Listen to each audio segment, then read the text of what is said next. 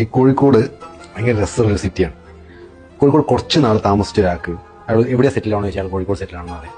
അങ്ങനത്തെ ഒരു വൈബ് സ്ഥലമാണ്. മാത്രമല്ല നമുക്ക് എന്തെങ്കിലും റിഫ്രഷ് ചെയ്യാൻ തോന്നിയാൽ നേരെ ബീച്ചിൽ പോകും. ബീച്ചിൽ പോയി കുറച്ച് സമയം ചിലവഴിച്ച് മാനേജർ സ്ക്വയർ സമയം ഇരുന്നിട്ട് ആ മിഠായി തെരുവിലൂടെ നടന്ന് നമ്മുടെ എല്ലാ ടെൻഷൻ പോയിട്ടുണ്ട്. അങ്ങനത്തെ സ്ഥലം. ആ ബീച്ചിന് സ്പെഷ്യൽ വൈബ്. വൈകുന്നേരം പോയിട്ട് ഐസറതി, മധുരമുള്ള ഐസറതി അല്ലെങ്കിൽ എരിവുള്ള ഐസറതി, മിക്സ് ഐസറതി ഒക്കെ കഴിച്ച് ആ ഉപ്പിലിട്ടത് കുറച്ച് കഴിച്ച് നേരെ ബീച്ചിലൂടെ നടക്കുക. ബീച്ചിൽ നടക്കുമ്പോൾ ഓരോ മനുഷ്യനും ഓരോ രീതിയിൽ ആ ബീച്ചിൽ എൻജോയ് ചെയ്യുന്ന കാണാം.